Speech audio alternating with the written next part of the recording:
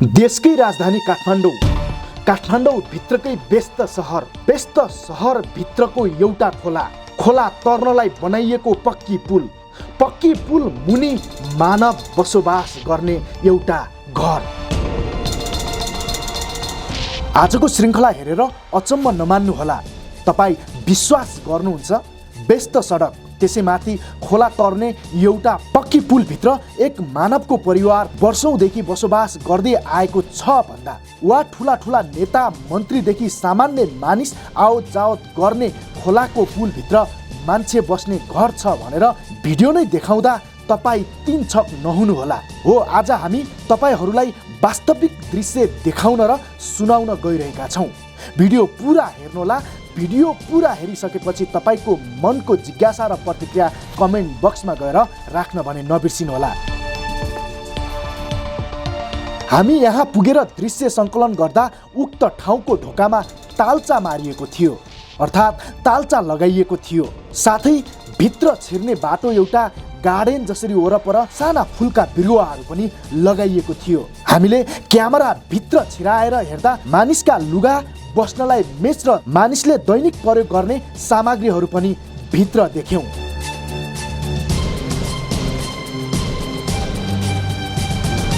नेपालकै राजधानी काठमाडौँ जिल्लाभित्र पर्ने, अझ भनौं सिंहदरबार जोड्ने बानेश्वर, थापागाउँ र अनामनगर भाटभटेनी भएर बग्ने धोबी खोलाको पुल मुनि एक मानव जातिको परिवार बसोबास गर्ने घर छ। दर्शकवृन्द,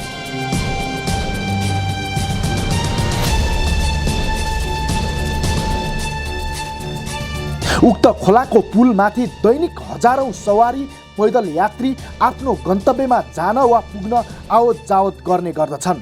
त्यसमा देश हाँक्न सत्तामा बस्ने राजनीतिज्ञ, उच्च ओहदाका मानिसदेखि सर्वसाधारण सबै त्यस पुल भित्र वा मुनि भएको घरको छानोबाट कुद्ने गर्दछन्। दर्शकवृन्द, तपाईँ हामी पनि कैयौं पटक यही मानव जाति बस्ने पुल मुनिको घरको छानोबाट कुदेका छौं होला, सायद कुनै न कुनै दिन। काठमाडौँ महानगरले अहिले महानगरलाई व्यवस्थित सहरसँगै सुन्दर सहर बनाउन विभिन्न अभियान र कदम अगाडि बढाएको छ।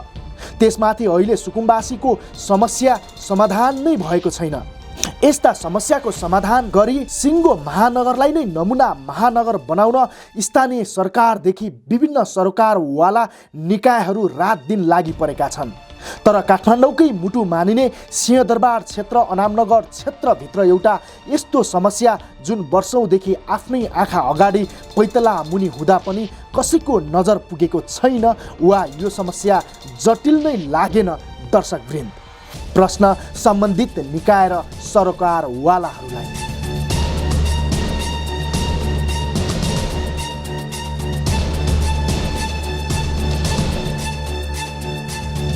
हाम्रो नजरमा यसरी यस्तो ठाउँमा जीवन जिउनु वा आफ्नो दैनिकी काट्नु गलत भन्न पनि खोजेका हैनौँ, तर वास्तविक समस्या बुझेर वर्षौंदेखि बसोबास गर्दै आएका यी परिवारको समस्या पहिचान गरी आवश्यकता अनुसार अन्यत्रै व्यवस्थापन हुनुपर्छ।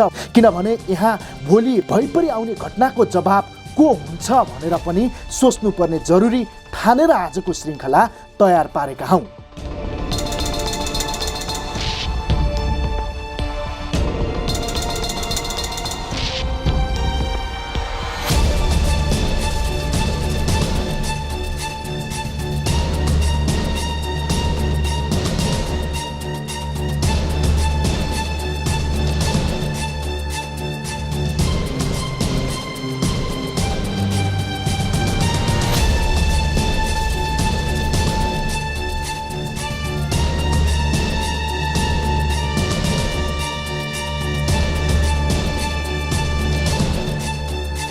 अब काठमाडौँ महानगरपालिकाले काठमाडौँ महानगरलाई फुटपाथ रहित र ठेला गाडा मुक्त सहर बनाउनको लागि आज गरेको काम र कारबाहीतर्फ लगेर जाँदैछौँ। लागौँ है त।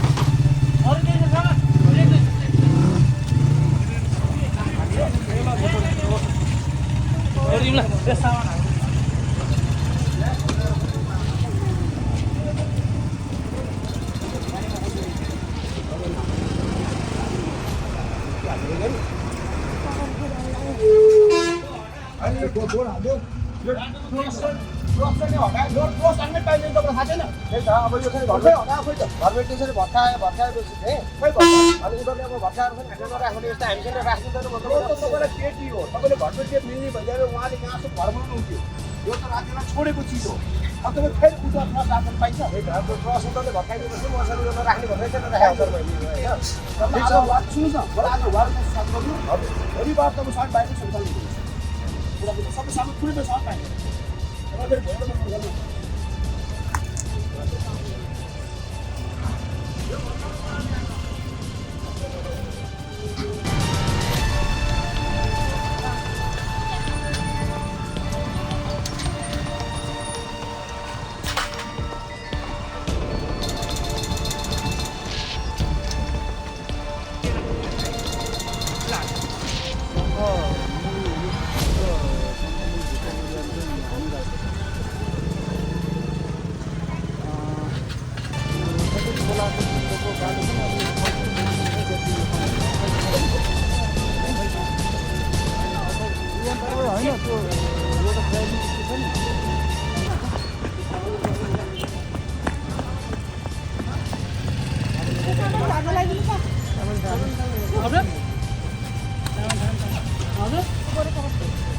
सामान पाइन्छ नि हजुर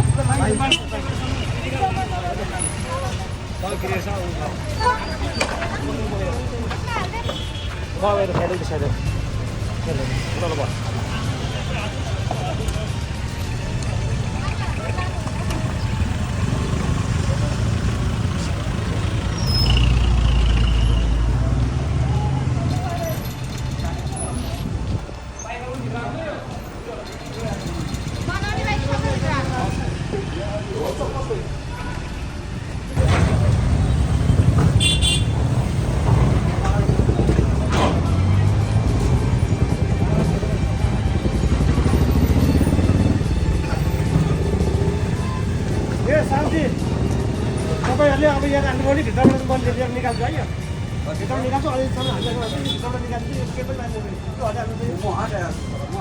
उयो माथिको पनि हेर्नु उयो माथि पनि निकाल्नु